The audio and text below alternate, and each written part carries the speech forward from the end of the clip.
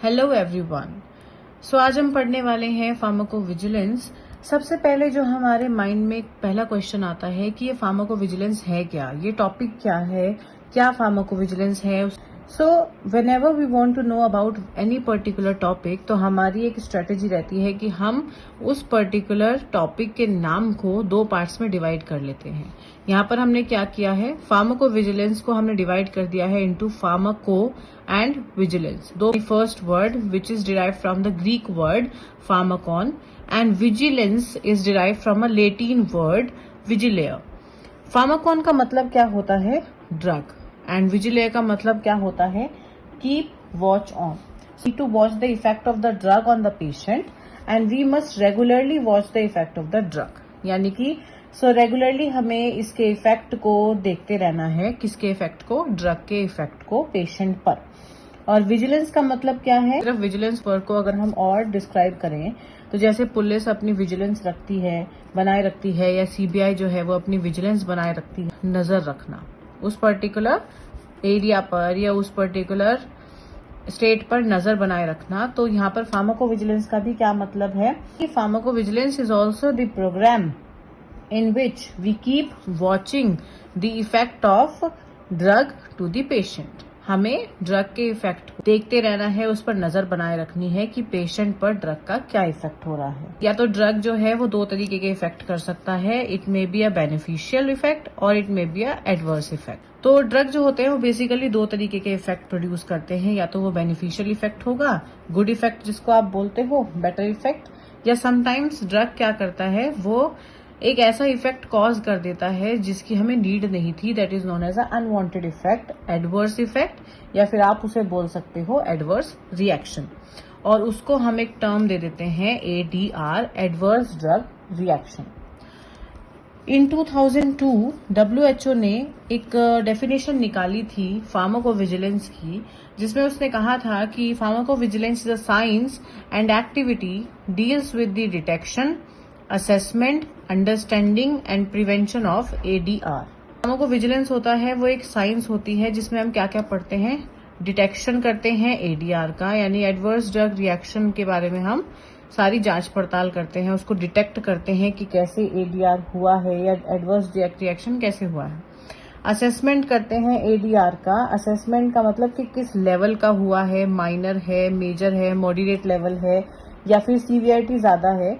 वो सब कुछ जब हम ADR यानी कि एडवर्स ड्रग रिएक्शन के बारे में पढ़ते हैं तो वो होता है उसका assessment. Then understanding of ADR। Understanding क्या होता है कि क्यों हुआ है, होने वाला था, या किसी पर्टिकुलर ड्रग के इफेक्ट से उसकी वजह से हुआ है, या फिर कोई अदर कॉज है जिसकी वजह से ये एडवर्स ड्रग रिएक्शन बॉडी के अंदर हुआ है, वो होती है understanding of adverse drug reaction. Prevention, it will also suggest the prevention of ADR। Pharmacovigilance के अंदर हमने डिटेक्शन पढ़ा, असेसमेंट, अंडरस्टैंडिंग। प्रिवेंशन में वो क्या करते हैं कि कैसे हमें पर्टिकुलरली एडवर्स ड्रग रिएक्शन को प्रिवेंट करना है, यानी कि कैसे हमें डोज को घटाना है, कैसे उसकी एफिकेसी बढ़ानी है, उसकी फ्रीक्वेंसी घटानी है, या क्या करना है कि जिससे उसका एडवर्स ड्रग रिएक्शन ना आए। सो वो सब हम किसके अंदर पढ़ते हैं, फार्माकोविजिलेंस के अंदर। So pharmacovigilance is a science और activity which deals with the detection, assessment, understanding and prevention of adverse drug reaction. अब बात आती है कि what are the various options जिसकी वजह से एडवर्स ड्रग रिएक्शन होते हैं।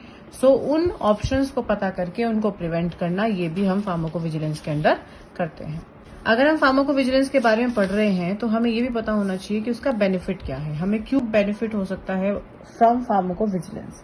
अगर हमें पता लग जाएगा कि ड्रग के एडवर्स ड्रग रिएक्शंस क्या हैं, या उस केस में किसको बेनिफिट हो सकता है, तो बेनिफिट मिल रहा है मेडिकल स्टाफ को, बेनिफिट मिल रहा है फ्रॉम फार्माकोविजिलेंस स्टडी। नेक्स्ट जो आते हैं वो आते हैं paramedical staff and pharmacist. Paramedical staff और फार्मासिस्ट बहुत ज्यादा इंपॉर्टेंट रोल प्ले करते हैं इन इंडिया। जैसे उनको पता होगा कि किस ड्रग से क्या क्या एडवर्स ड्रग रिएक्शन हो सकता है, ड्रग के यूज करने के बाद में किस इंडिविजुअल या किस पर्टिकुलर पेशेंट को कौन सा एडवर्स इफेक्ट आ रहा है, या उस केस में क्लिनिकल कंडीशन कैसी है। तो आने वाले जो भी नए पेशेंट होंगे उसको ड्रग की कितनी डोज देनी है, बढ़ाकर देनी है, घटाकर देनी है या किस फ्रीक्वेंसी में देनी है, वो सब किसे पता होगा? मेडिकल स्टाफ को। Pharmacovigilance study.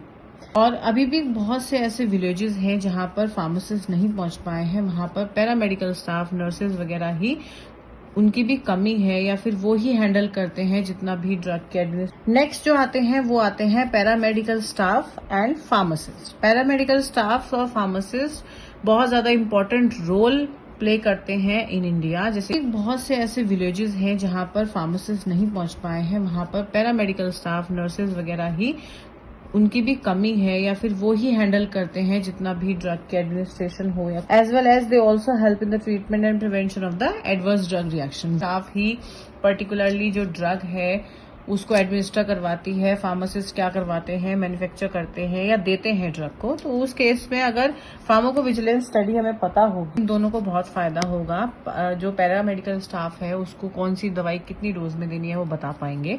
ऐसे ही फार्मासिस्ट जो है उसको कितनी दवाई देनी है, किस फ्रिक्वेंसी की और किस एज वालों को देनी है, किस कंडीशन में नहीं देनी है या देनी है, वो सब कुछ उन्हें पता होगा with by the help of a pharmacovigilance study.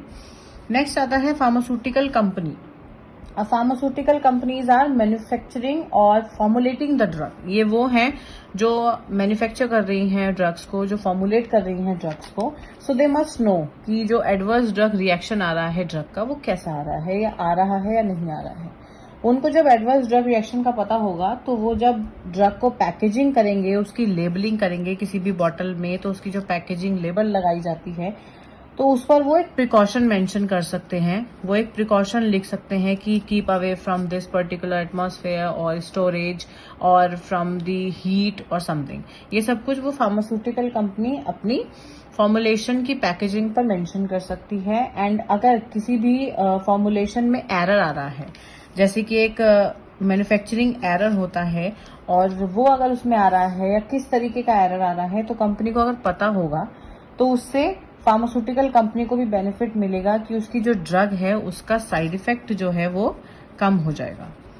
Drug जो है वो कम साइड इफेक्ट देगी तो ज्यादा बिकेगी, तो ये भी उनके लिए क्या हो जाएगा? बेनिफिशियल हो जाएगा। और इस केसेस में उनको ये पता चल जाएगा कि जो ड्रग्स मैन्युफैक्चरिंग कंडीशन की वजह से अगर साइड इफेक्ट दे रही हैं तो उनको उन्हें कैसे फॉर्मुलेट करना है, किस पर्टिकुलर की वजह से वो एडवर्स ड्रग रिएक्शन कॉज कर रही है। नेक्स्ट आता है पेशेंट एंड रिलेटिव। अब पेशेंट और रिलेटिव जो हैं उन पे सबसे विजिलेंस स्टडी से उन्हें सबसे ज्यादा बेनिफिट मिलता है। क्यों?